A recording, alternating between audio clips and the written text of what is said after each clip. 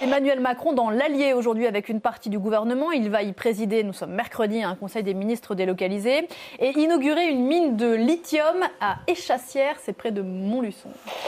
Dans ce petit village de 400 habitants niché au cœur du Massif central, se joue un débat qui dépasse largement les frontières de la commune. C'est un trésor blanc enfoui qui attire les convoitises d'un géant de l'industrie. Sous cette carrière dans l'Allier se trouve l'un des plus grands gisements de lithium au monde. Vous avez peut-être entendu parler de la mine de lithium d'Échassières, dans l'Allier, inaugurée récemment par Emmanuel Macron. Une mine rouverte au nom de la transition énergétique pour extraire les métaux dont on a besoin pour fabriquer des panneaux solaires, des éoliennes, des batteries. Sur le papier, c'est cohérent. Sauf que ce même département de l'Allier est aussi l'un des plus ambitieux de France sur ses objectifs climatiques locaux. Alors, est-ce qu'on a pensé à l'impact de cette mine sur le bilan carbone du territoire ? Est-ce que les habitants ont été consultés ? Est-ce que ça s'intègre vraiment à ce qui existe déjà là, sur ce territoire précis ? Ce genre de questions, c'est exactement ce dont on va parler aujourd'hui. Parce que derrière ce cas concret, il y a un angle d'analyse qui bouscule pas mal de choses. C'est la justice spatiale. Alors, c'est quoi au juste, la justice spatiale ? C'est l'idée que l'espace, le territoire, la géographie, c'est pas juste un décor, c'est quelque chose qui structure les inégalités. Et si on ne le prend pas en compte, on passe à côté d'injustices réelles, vécues par des gens bien réels. Pour en parler, j'ai interrogé 2 chercheurs au CNRS, Emmanuel Santoire, géographe basé à Lyon, qui travaille sur une approche géolégale de la transition énergétique, et Romain Gosse, juriste, qui travaille lui sur la territorialisation du droit et des politiques de neutralité carbone au laboratoire Pacte à Grenoble.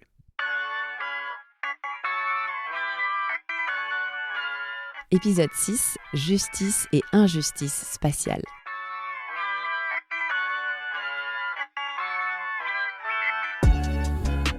Alors pour commencer, évidemment, je leur ai demandé de définir ce que c'était pour eux que la justice spatiale.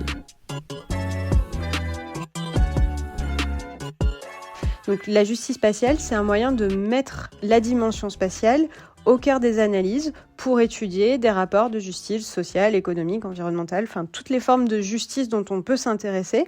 Mais on va mettre l'accent sur qu'est-ce que la entrée par la dimension spatiale des phénomènes fait à notre compréhension. Emmanuel Santoire. Et là, quand je dis ça, je cite notamment un géographe américain qui s'appelle Edward Soja et qui a beaucoup montré que cette entrée par l'espace, c'était pas juste un simple théâtre. La géographie, c'est pas un théâtre de fait qui est là sur des situations sociales, dans lequel se jouent des situations d'injustice ou de justice sociale et économique, mais c'est une dimension vraiment structurante de ces injustices. Et donc, en travaillant la géographie, en travaillant cette dimension spatiale, on peut mieux comprendre comment se structurent, comment se perdurent des injustices et essayer d'y remédier dans la mesure des moyens.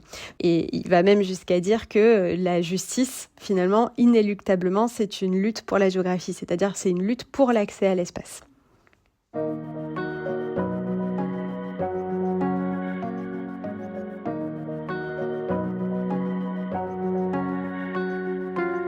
Cet aspect spatial est dans toutes les inégalités sociales qui peuvent exister en fait. Romain Gosse. C'est pour ça que c'est pas un concept autonome comme la justice alimentaire, la justice énergétique, c'est vraiment un concept transversal à toutes les justices en fait. Et c'est vraiment prendre l'aspect spatial des inégalités et des injustices qui existent. Et moi, en termes d'exemple, ce qui me vient, et c'est en lien avec mes travaux forcément, c'est par exemple la spatialisation des infrastructures d'énergie renouvelable. C'est-à-dire où est-ce qu'on implante des éoliennes, où est-ce qu'on implante des centrales photovoltaïques, qui est un sujet qui donne lieu à beaucoup de contentieux et donc qui remet un peu l'accent sur cette spatialisation, ces enjeux de spatialisation des énergies renouvelables. Est-ce que vous avez des exemples où effectivement des chercheurs, des géographes vont réfléchir en prenant réellement en compte l'espace ? Oui, mais je peux à nouveau vous reparler d'Edward Soja, puisqu'il a traité d'un cas qui est assez emblématique au tout début de son ouvrage, dans un ouvrage qui s'appelle Seeking Spatial Justice. Et de quoi est-ce qu'il s'agit ? C'est que en octobre 96, il y a un procès qui est lancé à Los Angeles contre l'autorité des transports métropolitaine, Metropolitan Transit Authority de Los Angeles, par une coalition d'associations qui vont représenter des usagers qui sont dépendants des transports publics à Los Angeles.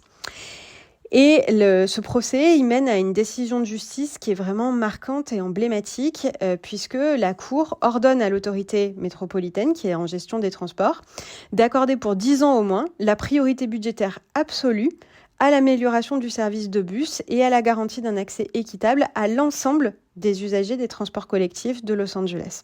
Alors, qu'est-ce qui se joue dans ce cas-là ? C'est que ce procès, il intervient dans un contexte où les populations de quartiers qui étaient particulièrement discriminées, qui étaient des populations avant tout pauvres et racisées, étaient très dépendantes des transports publics dans la ville de Los Angeles. Et donc, l'enjeu, c'est pas seulement de faire valoir le fait qu'elle n'ait pas accès au transport, c'est de faire valoir que, étant extrêmement dépendante au transport public, le fait de ne pas avoir une desserte suffisante en transport public les affecte encore plus. Et là, la réponse de l'autorité métropolitaine, elle est assez intéressante parce qu'elle dit « Non, on a marqué une certaine équité, c'est-à-dire qu'on a cherché une équité, on a cherché à financer tous les transports publics dans Los Angeles ». En réalité, ce que le procès a montré, c'est que si chaque district disposait effectivement d'un service de transport relativement efficace, le système ne pouvait pas être réputé juste parce que structurellement, il y avait des inégalités qui faisaient que par la géographie de Los Angeles et le positionnement de ces quartiers qui concernaient des populations particulièrement pauvres et racisées, ces quartiers étaient structurellement subordonnés à d'autres décisions d'aménagement. Donc il y avait structurellement une inégalité qui se reproduisait et qui se muait en injustice du fait que les personnes affectées étaient parmi celles qui étaient les plus dépendantes au transport public. Donc ça, c'est un exemple historique qui est pas issu de mes travaux, mais qui permet de bien comprendre ce que c'est qu'une injustice et comment l'espace se lie à cette notion d'injustice. En fait, une inégalité se transforme en injustice quand on ne prend pas suffisamment en compte les facteurs à l'origine de cette inégalité. En l'occurrence, dans l'exemple d'Emmanuel Santoire, le facteur spatial, auquel s'ajoutent des facteurs économiques et sociaux. Or justement, l'intérêt de la justice spatiale, c'est de prendre en compte cette dimension territoriale comme un élément structurant des inégalités. Et cette lecture par le territoire est indispensable pour éviter les injustices. Un autre exemple historique, mais qui pour moi est vraiment essentiel, c'est les débuts de la justice environnementale aux États-Unis. On a les travaux de Robert Ballard à Houston sur la localisation de déchetteries, d'espaces de stockage de déchets, de traitement des déchets. À ce moment-là, sa femme lui demande d'intervenir dans un procès qu'elle aimerait soutenir en tant qu'avocate, si je me souviens bien, parce qu'elle pense qu'il y a quelque chose qui est structurel et que la localisation de ces déchetteries et de ces usines de traitement des déchets, elle affecte à chaque fois négativement des groupes sociaux et des quartiers qui sont constitués de populations pauvres et racisées à nouveau. Et ce que fait Robert Ballard, c'est qu'est-ce qu'il va faire ? Il nous dit on n'a pas de preuves dans ce conflit. Il n'y a aucun document manifeste qui dit la municipalité systématiquement positionne les déchetteries ou accepte que les déchetteries, les usines de traitement de déchets soient positionnées à proximité de ces quartiers. Donc qu'est-ce qu'il fait ? Il part avec ses étudiants et il fait un petit arpentage. Il commence par décrire. Il situe tous les projets, toutes les déchetteries dans Houston. Il fait ce travail-là de manière très empirique avec un carnet, un stylo. Et à partir de là, il a le premier matériau pour donner des éléments qui ensuite peuvent servir au contentieux. Et ça, moi, je pense que c'est vraiment essentiel dans cette approche qu'on défend en géographie, c'est-à-dire que la géographie, c'est une science qui décrit et qui explique. Ça veut dire qu'avant l'explication, il y a vraiment ce travail de description très fine. Et effectivement, mon travail, ça va être de montrer que parmi les politiques publiques actuelles, notamment celles qui portent sur l'énergie, ce travail-là de description spatiale de ce qui se passe, il n'est pas fait en amont des textes. Et ça, c'est quelque chose qui est toujours très important, c'est qu'on ne prend pas assez en compte finalement le territoire, les gens qui vivent sur le territoire et qui ont souvent, alors je parle pour le cas par exemple des parcs éoliens, les gens voient souvent arriver les parcs éoliens qui atterrissent, un peu le terme, ça atterrit un peu nulle part, ils n'ont pas pris part à la décision, même s'il existe certaines procédures comme les enquêtes publiques, voilà, des consultations locales, mais ils ne se sentent pas forcément toujours écoutés, ou se sentent pas impliqués, ou on leur a pas demandé leur avis en tant qu'habitants du territoire par rapport à leurs attachements au territoire. Ça, c'est un terme qui est assez important dans toute la géographie justement des territoires, un peu les attachements en fait, les attachements au territoire. Les gens qui vivent dans les territoires ont des attachements pluriels au territoire et en fait ces attachements ne sont généralement pas assez pris en compte par les procédures juridiques qui existent, que ce soit l'étude d'impact environnemental ou que ce soit la participation du public. Pour les deux chercheurs, la dimension spécifique des territoires n'est donc pas suffisamment prise en compte par les décideurs. Et Romain Gosse va plus loin en évoquant aussi la notion d'attachement au territoire et donc le ressenti des personnes qui l'habitent. Selon lui, pour proposer des politiques locales plus justes, il faudrait davantage de consultation de la population concernée. Ce qu'il faudrait en fait, c'est repenser totalement comment on ficelle un projet sur un territoire. C'est-à-dire qu'en amont, il faudrait associer le plus tôt possible les habitants du territoire à ce projet pour qu'eux puissent un peu orienter comment ce projet se dimensionne, se spatialise, comment il s'organise, pour qu'ils soient davantage impliqués eux-mêmes, qu'ils sentent que leur territoire participe à une valeur plus globale, plus commune, telle que la transition énergétique, la transition écologique, la lutte contre le réchauffement climatique. Mais il faudrait vraiment faire ça en amont, c'est-à-dire qu'il faudrait sortir un peu de ce modèle où un industriel, ou un développeur énergétique qui prospecte en fait des territoires et qui achètent des terres en fait qui sont généralement les moins chères, voilà, en fonction de la ressource qui est concernée, que ce soit le vent, le soleil ou quoi que ce soit, et puis qui ensuite dépose son dossier devant le préfet, l'autorité administrative qui décide. Donc il s'agirait vraiment de changer le modèle et d'entraîner les territoires eux-mêmes par les habitants, par les citoyens, à modeler eux-mêmes les types de projets énergétiques qui peuvent exister sur leur territoire. Mais voilà, il faut repenser toute la procédure en fait qui existe, l'évaluation environnementale qui est la procédure principale avec l'étude d'impact et la participation du public. Il faudrait peut-être lui ajouter aussi un volet enquête territoriale. Moi, c'est quelque chose sur lequel je travaille, c'est ajouter ce volet enquête territoriale pour saisir plus finement les attachements des habitants sur le territoire et pour essayer justement de faire coexister ces projets qui existent, comment on les fait advenir, comment on les développe, et puis impliquer les territoires dans leur développement justement. Les ZFE, c'est terminé. Ces zones à faible émission qui limitent l'accès des véhicules les plus polluants à certaines villes viennent de vivre un tournant politique majeur. Le but de ces zones est d'améliorer la qualité d'air dans certaines grandes villes en excluant les véhicules les plus polluants de la circulation. Derrière ce panneau, seuls les véhicules avec une vignette critère peuvent circuler ou stationner. Leur suppression a été maintenue dans le projet de loi de simplification adopté à l'Assemblée nationale. Certains dénoncent une mesure discriminatoire, pointant du doigt une écologie punitive qui pénalise surtout les ménages les plus modestes, incapables de changer de véhicule rapidement.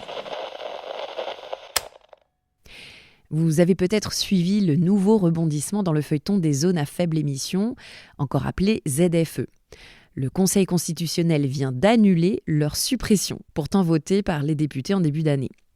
En gros, pour récapituler, les ZFE, c'est une des mesures phares du premier quinquennat d'Emmanuel Macron. Elles ont été d'abord mises en place en 2018 dans certaines métropoles, puis rendues obligatoires dans toutes les agglomérations de plus de 150 000 habitants par la loi Climat et Résilience de 2021, avec effectivité à partir de 2025. Tout ça s'est fait non sans contestation, à droite comme à gauche, avec comme principale critique le fait que ce soit une mesure injuste qui pénalise les ménages les plus modestes, éloignés du centre-ville, qui ont besoin de leur voiture pour travailler, etc. Et donc on les empêche de se déplacer sans leur proposer d'alternatives viables. C'est en cela que cette mesure est aussi le symbole d'une insuffisante prise en compte des spécificités des territoires et des usages des habitants. Il y a comme un manque d'anticipation des impacts de cette mesure sur la population. Or, c'est bien là-dessus qu'insiste Romain Gosse quand il dit qu'il faut prendre en compte le vécu des gens qui habitent sur le territoire. Emmanuelle Santoire parle même de territorialisation des projets. Moi, je n'ai pas travaillé sur les éoliennes en particulier dans mon travail. Mais par contre, ce qu'on peut comprendre, c'est qu'il faut penser aujourd'hui, quand on pose des projets d'énergie renouvelable, au fait que ces projets, et c'est un terme qu'on entend beaucoup ces derniers temps, mais est-ce qu'ils soient territorialisés ? Territorialiser, ce n'est pas un mot en l'air. C'est s'assurer que ce projet il s'intègre territorialement à des besoins locaux, à des potentiels énergétiques locaux. Ça, c'est quelque chose qui est aussi une expression qui est employée. Et à champ d'éoliennes, on peut avoir des contrats, des modèles d'accès à l'énergie, des modèles de financement, si on est sur du foncier public, etc., qui sont très différents. Donc pour moi, déjà, si on explicite les modèles économiques et politiques derrière des différents projets, en fait, on a des styles d'opposition qui sont très différents, puisque ça va se rapporter à des effets, notamment des effets sociaux et territoriaux, qui sont très différents. Voilà. Comment on pense les projets avec les élus locaux, avec les acteurs, les habitants d'un territoire, à quelles échelles, qui sont les publics affectés. Voilà. Tout ça, c'est des questions qui sont nécessaires, je pense, selon moi, à se poser pour tenter d'avoir des projets qui soient plus justes sur tous les points. Mais il ne s'agit pas là de forcer l'acceptation des populations, surtout pas.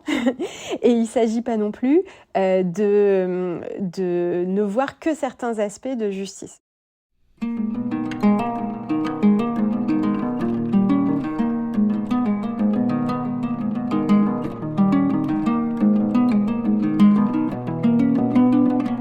Quand on ne pense pas en amont aux impacts territoriaux de telle ou telle mesure, non seulement on risque de faire face à davantage de contestations, mais ça peut aussi conduire à des contresens dans l'objectif initial de transition écologique. Romain Gosse donne l'exemple du retour des exploitations minières en France. On a besoin de métaux rares, de matériaux stratégiques pour pouvoir justement fabriquer des éoliennes, des panneaux solaires, pour le numérique également, pour le domaine de la défense, etc. Donc il y a tout un discours de transition énergétique qui justifie en fait le fait de ramener des mines qui ont été souvent délocalisées dans des pays du Sud avec des encadrements juridiques beaucoup plus faibles sur l'environnement ou sur les populations. Et donc l'idée en Europe en tout cas est de ramener des mines chez nous, sur le territoire européen, sur le territoire national. Et réouvrir des mines sur des territoires va en fait plomber en quelque sorte le bilan carbone de ce territoire. Ce qui peut être problématique justement pour atteindre d'autres objectifs tels que la réduction des émissions ou la séquestration de carbone par les puits de carbone que sont les forêts et les sols.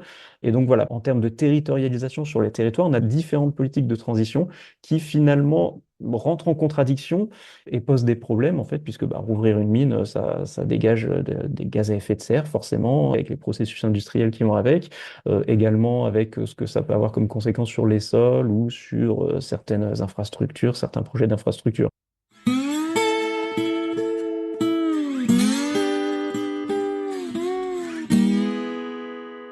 On s'est aperçu, en regardant les documents territoriaux, que le département de l'Allier était en pointe sur les PCAET, les plans climat, air, énergie territoriaux.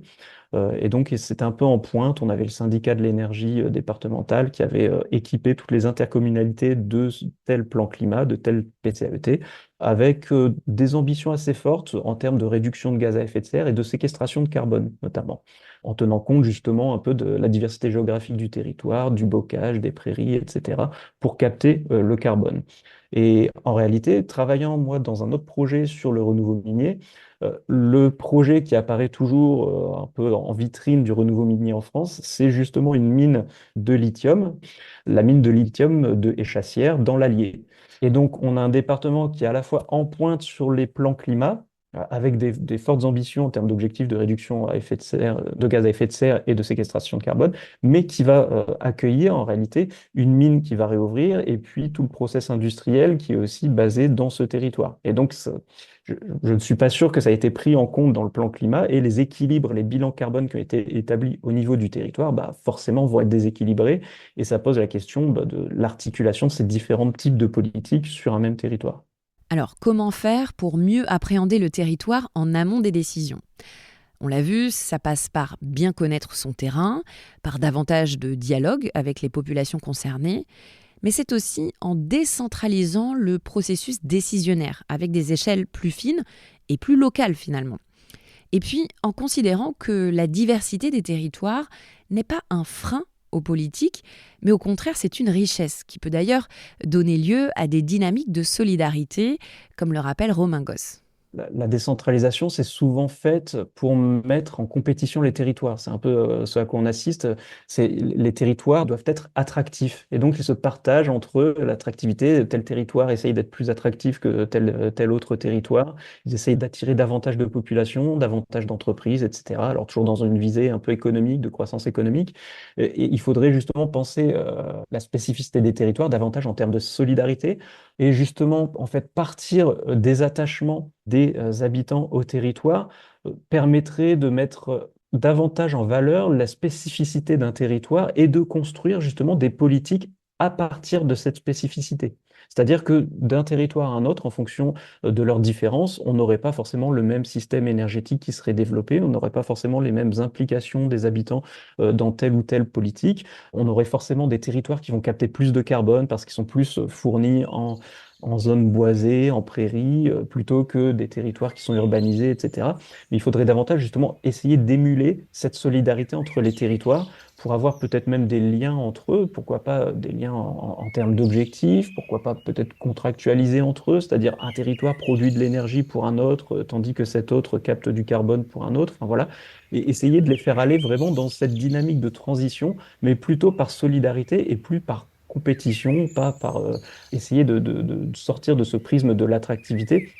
Le fait que l'espace soit divers et qu'il y ait des géographies multiples, ça pourrait très bien être considéré au contraire comme une force et comme un aspect essentiel de la mise en œuvre de plusieurs politiques publiques, par exemple la transition énergétique. Je vous prends cet exemple parce que vraiment c'est quelque chose qui a été travaillé beaucoup par les géographes. Notamment en 2013, on avait eu un article dans une revue britannique, de géographes britanniques, qui nous disait que la plupart des politiques européennes de transition énergétique sont je les cite, soit basées sur des préconçus aspatiaux, soit sur l'idée qu'on a des géographies qui se ressemblent. Et ça, pour eux, c'est vraiment essentiel à montrer comme un problème structurant et à remettre de la différenciation sociale et spatiale dans l'appréhension de la transition énergétique. On ne va pas pouvoir déployer des innovations, que ce soit des innovations techniques, socio-techniques, des innovations sociales ou juridiques, de la même manière partout. Et prendre en compte la différence et la disparité des situations au niveau local, mais aussi à d'autres échelles dans lesquelles ces innovations vont pouvoir être mises en œuvre, c'est vraiment essentiel.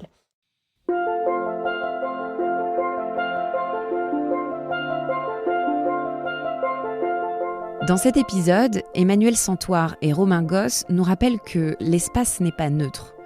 Installer une déchetterie, un parc éolien ou une mine, ça va avoir un impact sur le territoire et sur les gens qui y vivent. Or, en ignorant cela, on permet une forme d'injustice. Et donc, pour être le plus juste possible, les spécificités de chaque territoire sont une dimension cruciale à prendre en compte.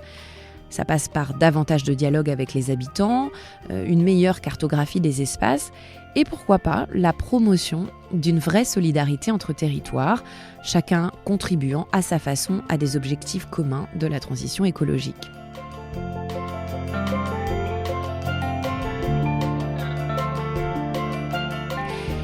Cet épisode était le dernier épisode de la série de podcasts Droit comme un arbre, un podcast sur les justices environnementales qui tente de répondre à cette question: comment penser ensemble transition écologique et justice sociale? Je m'appelle Camille Maestracci, je suis journaliste et documentariste et j'ai tourné, écrit et réalisé chacun de ces épisodes. Droit comme un arbre est un podcast du projet JUSCOP, Justice énergétique, l'énergie comme un commun. Il est financé par le programme de recherche PUCA ainsi que par l'ADEME et imaginé par Blanche Lormeteau, chargée de recherche au CNRS.